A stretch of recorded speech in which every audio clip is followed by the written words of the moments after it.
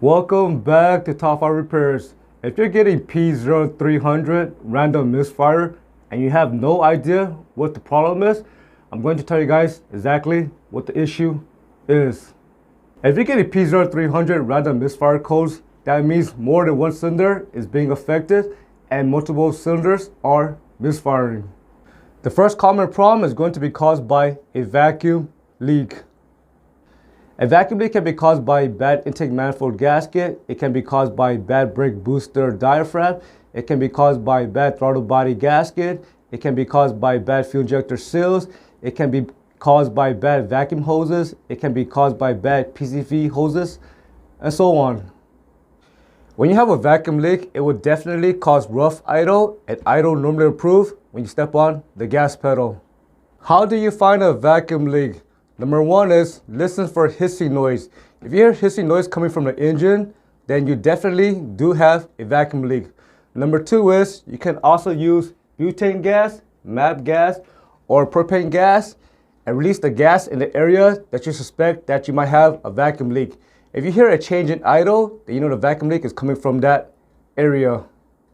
What if a vacuum leak is so small that it's hardly noticeable, but you're still getting P0300 random misfire code? Another way to tell if you have a vacuum leak is to use a scan tool and set it to live data.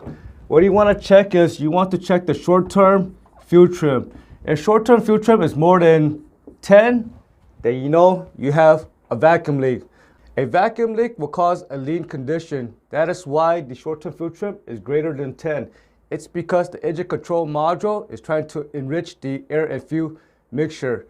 Now, when you step on the gas pedal and you see the numbers start to decrease from +10 to +9, +8, +7, +6, +5, +4, then you know you have a vacuum leak.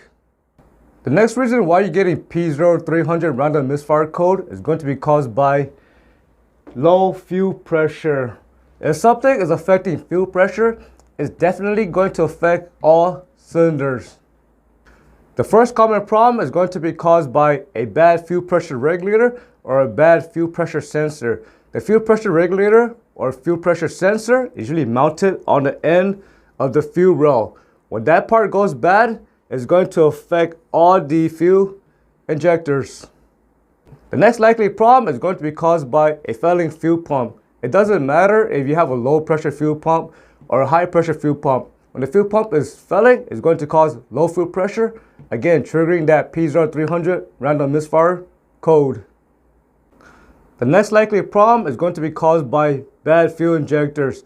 If all the fuel injectors got clogged due to contamination, again it's going to trigger that P0300 code. If all your fuel injectors are clogged, then most likely your fuel filter is also clogged as well. The next likely problem is going to be caused by a stuck open EGR.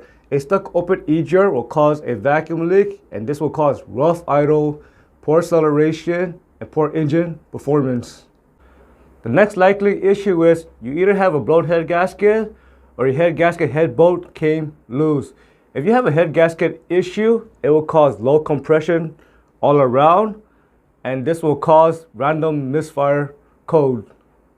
The next likely issue is going to be jumped timing.